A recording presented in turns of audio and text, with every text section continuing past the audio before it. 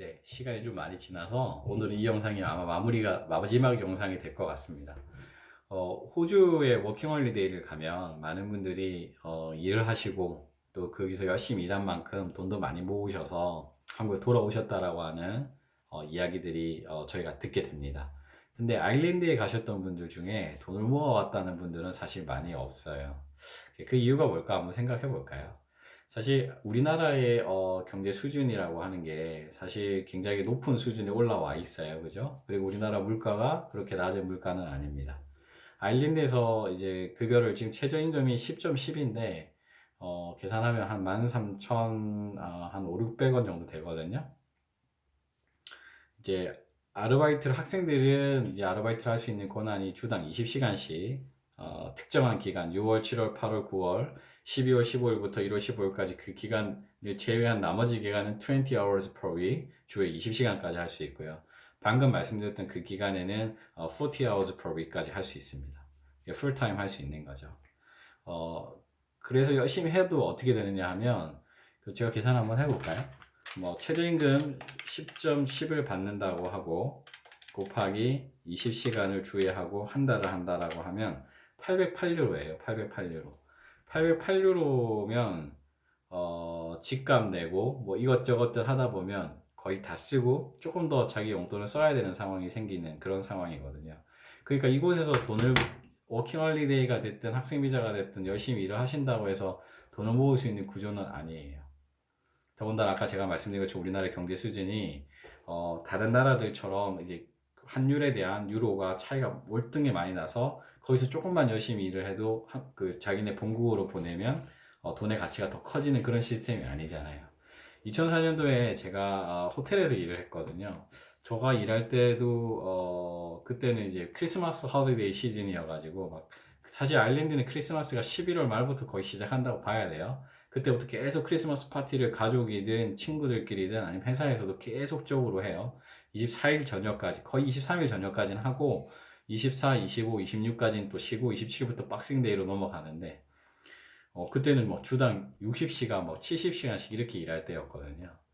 그때 이제 저랑 같이 일하던 동료들이, 방글라데시, 그 다음에 중국 분도 계셨고, 그 다음 한국 사람도 있었고, 그 다음에 이제 체코 사람, 그다음 폴란드, 그 다음 불가리아, 그 다음에 호주, 그리고 뭐 프랑스 친구랑 이제 놀던 아일랜드에서 온 친구랑 좀 다양한 유럽의 친구들하고 같이 일을 했어요.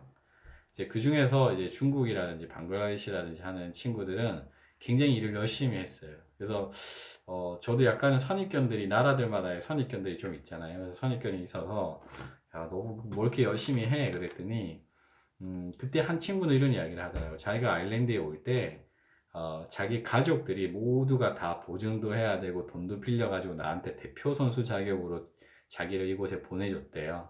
자기가 여기서 빨리 일을 해서 돈을 갚아야 되고 또 다른 사람이 나올 수 있고 또 집이 없는 사람들 같은 경우는 내가 이 돈을 열심히 모으면 그 가치가 좀 차이가 있으니까 여기서 돈을 벌어서 본국으로 보내면 그걸로 집을 지을 수 있다라고 하더라고요. 그러고 나서 이제 그 친구들 보니까 정말로 열심히 생활했어요. 뭐 주당 100시간 이상씩. 또, 원래 그러면 안 되지만, 원래 집이라고 하는 게 그렇잖아요. 집이라고 하는 것은 뭐 스위트 홈, 내가 열심히 일하다가 집에 들어가면 휴식을 취하고 잠을 자고 내가 편안하게 안식을 느끼는 곳인데, 이제 일부 국적의 분들은 여러 명이 같이 살면서 그 집값을 다운시키는 거예요. 그때 당시만 해도 아일랜드가 이제 방 두 개짜리 집에 한 베드를 하나 쓰면 한 275, 300유로 정도면 됐을 텐데 그 친구들은 100유로, 뭐 싸게 지내는 친구는 80유로, 심지어 거실에 자는 친구들도 있었거든요. 그러면서 열심히 돈을 모았던 그런 친구들의 모습이 기억나요. 결국 제가 이제 코리아나 슈퍼마켓을 운영할 때 저희 슈퍼마켓 안에 조그만 차이니즈 테이크어웨이가 있었는데 그때 셰프 하던 친구는 결국 한 5년 정도의 일을 하고 그 돈을 다 중국으로 보내서 4층짜리 집을 지었다고 제가 그때 들었어요. 어, 그때 참 그 친구 참 열심히 일해줬기도 하고 요리도 참 맛있었던 걸로 기억납니다. 그 친구들의 모습들이 저한테는 이제 그때가 제가 30대 중반 정도 때였는데 그때 그 친구들의 모습이 굉장히 인상적이었고, 아, 해외에서 생활하는 게 결코 쉽지 않구나. 그리고 한국 사람이 단순하게 1년 6개월 정도 아니면 2년 학위를 하러 온다면 3, 4년 정도의 시간을 이곳에서 공부하고 돌아갈 텐데, 이 다른 외국인들의 모습들을 통해서, 아, 세상이 정말로 열심히 살아야만 되는 이유가 있구나. 그리고 그 열심히 산 거에 대한 성과가 있구나. 라고 하는 것들을 그 친구들을 통해서 저는 배웠고요. 지금도 페이스북이나 이제 이렇게 연결되어 있는 그런 친구들의 모습을 보면 그때 고생한 그 친구들이 지금은 굉장히 그 열심히 한 것들에 대한 보상을 받는 것처럼 보여요. 잘 지내고 있더라고요. 그래서 그들과 가끔씩 연락하면 그때 이야기들도 가끔씩 나누기도 하는데 어, 이제 제가 이제 해외로 다시 나가시고자 하시는 분들에게 해드리고 싶은 이야기는 뭐냐면 한국의 어떤 가치를 따졌을 때 외국에 나간다고 해서 돈을 많이 벌 수 있는 그런 구조는 사실 모든 사람에게 주어지는 건 아니에요.